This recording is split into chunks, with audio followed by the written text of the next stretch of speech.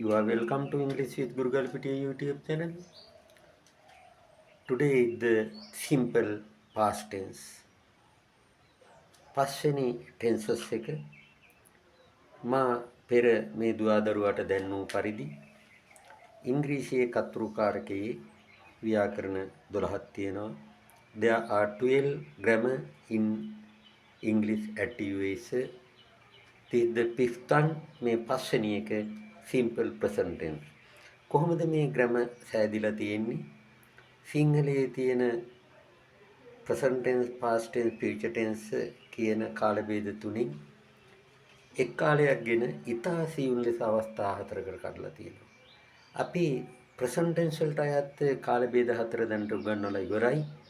simple present tense, present continuous tense, present perfect tense, present perfect continuous tense. මේ ආදරණීය දුවේ පුතේ මේ අතීත කාලයේ පළවෙනි කොටස simple past tense. සරල අතීත කාලයේ ෆෝමැට් එක කොහොමද ගොඩනගන්නේ? සබ්ජෙක්ට් එක දැම්ම, past verb එක දැම්ම, ක්‍රියාපදයේ අතීත ස්වරූපයෙන් තිබ්බා, ඔබ්ජෙක්ට් එක දැම්ම, කර්මය යෙදුවා. He came that day. ඔහු එදා ආවා. අපි සීනරි එකක් සිතින් මවා ගන්න ඕනි. පසුතලයක් ඔහු එදා ආවා. He came that day. come නෙවෙයි came ක්‍රියාපදයේ අතීත කාලෙත් ලියලා තියෙන්නේ. He came that day. ඔහු එදා ආවා. I met him in the bus. මට ඔහුව බසයේදී මුණ ගැහුණා. met past tense එක. I met him in the bus. මට ඔහුව බසයේදී මුණ ගැහුණා. We did our homework. We did අපි කළා අපේ අධ්‍යාපනික වූ ගෙදර වැඩ. homework කියලා කියන්නේ අධ්‍යාපනික වූ ගෙදර වැඩ. houseworks කියලා කියන්නේ ගෙදර එදිනෙදා පිරිසිදු කරන වැඩ. අපි මොප් කරන ඒවා ගෙදර අතුපතු ගන්න දේවල් වලට කියන්නේ housework.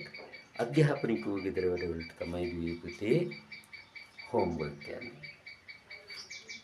You broke my pen. ඔයා මගේ පෑන කැඩුවා. You broke my pen. break නෙවෙයි broke කැඩුවා.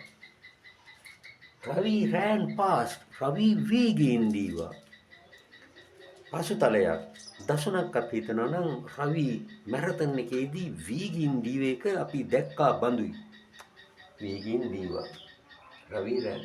Someone gave me a story book. සමන් මට කතා පොතක් දුන්නා. One of my friends, Saman, he gave me a story book. That's the past tense. Gunapala drove the bus.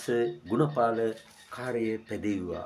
මේ ආදී වශයෙන් subject, past verb, object යොදාගනිමින් simple past tense built up කරන්න. You better brush up your grammar. I will help for you. Please subscribe my channel. See you again.